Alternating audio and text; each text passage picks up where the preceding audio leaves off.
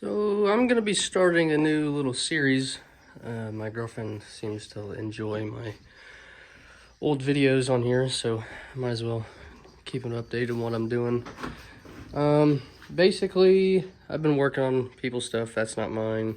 I gotta put a clutch kit in that. He put 30s on it, and now he's having clutch issues. I think I'm just gonna upgrade the springs and the rollers, but bought this thing yesterday for 500 bucks. It had been sitting for, I think he said 5 years. And then he bought a razor. It's a 2004 Rhino 660.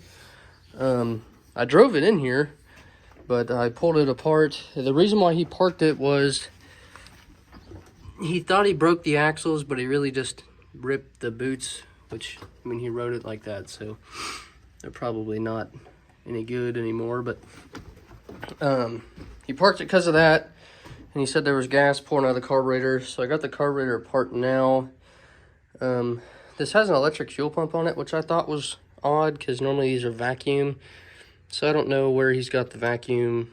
I don't know, but it's got a bunch of water and gas in the oil, so I don't want to run it too much. I've got, like I said, the carburetor apart. The jets are clean, but I just want to dip it just to make sure everything is loose in there, because it was still kind of running weird when I pulled it in here, but it also probably was because I didn't have the air box or anything on it, because the air filter is just trashed. I picked up a battery for it today. I got some axles coming.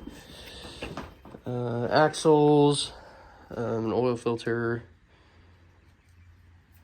What else did I add? Air filter. I'm probably going to have to pull that tank or attempt to drain it completely. It was completely out of gas. I did leave the gas line off and hit the key, and nothing came out, so. But I'm pretty sure there's water in there, because I pulled it in here and I pulled the carb back off, and there's a little bit of water in here, so I don't know how that happened.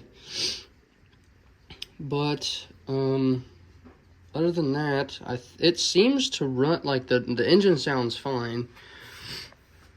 I'm gonna pull the clutch cover off, make sure no rodents got in there. They can crawl up to this exhaust tube and make nests in there and chew on belts and destroy clutches, which I would rather not replace a set of clutches if I don't have to.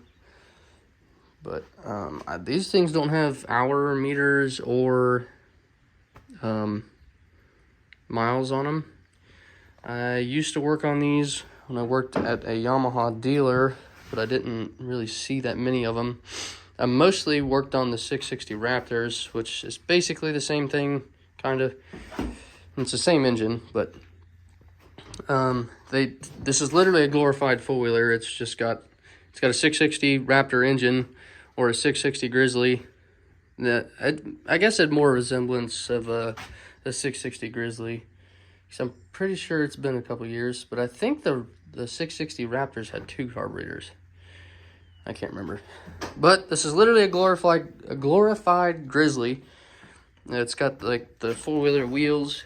It had these aftermarket wheels in the back, which are bigger, so I hope he didn't run it in four-wheel drive a lot.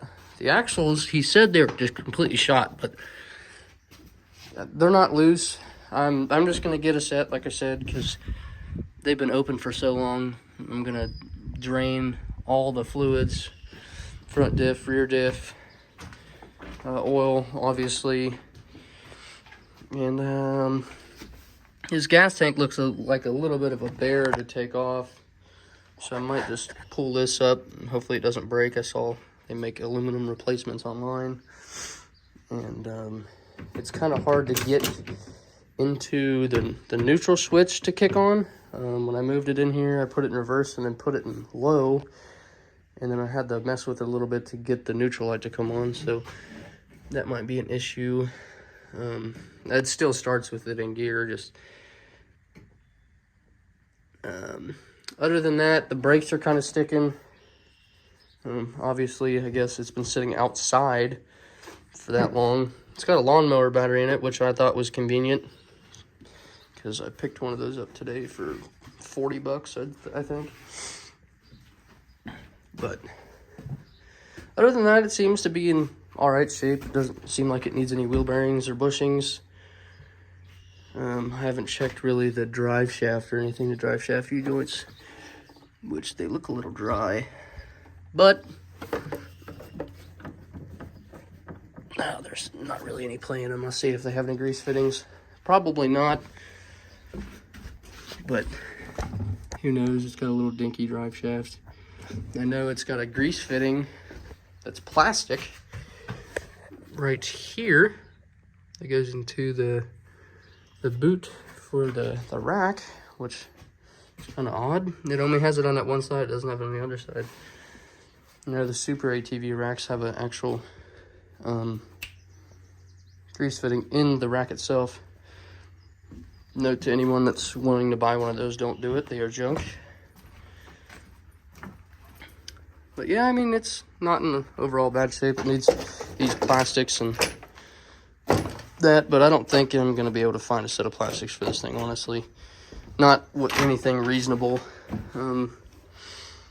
It's going to be staying around here, I think. I think my dad's going to buy it. And, yeah, if you guys want updates, or I'll kind of go through some carb cleaning techniques I have, maybe. But yes, these carburetors are a little bit different than carburetors on smaller things, because they have that big diaphragm that is extremely important not to disform, or it won't fit in the seal right there. And then you have a vacuum leak, and then it doesn't run very good. The other thing is, it's been a while since I worked on these. I work on only fuel injected stuff now, really. This hose, which I think, if I remember right, that hose comes off the carburetor and goes into what would be a fuel pump that was here, but some varmints got down in there and clogged up both those holes that it was plugged into. So that might have been the reason why it was running weird. I don't know. Haven't got that far. I don't even remember where the drain plugs are on these. I think you got to drop the skid plate, whatever, and get to them, which is so much fun. Well, it looks like the vacuum hose, there's something with a screw in it right here. That's a little odd, but yeah, I'll be doing some more videos on razors. That one's mine. This, like I said, that one's a guy I'm working on.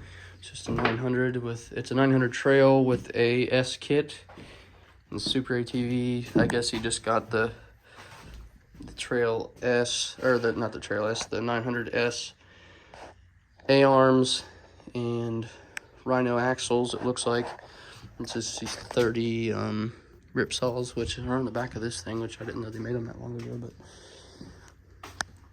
yeah, I can do some videos on that, because if you don't know anything about clutches, they can kind of be a bear. I actually work at a place that I work on those all day long. Well, not those, it's more Polaris Rangers, but Polaris. So I work at a Polaris and Can-Am dealership, and I'm a technician there. So if you guys have any questions or anything, give me a holler.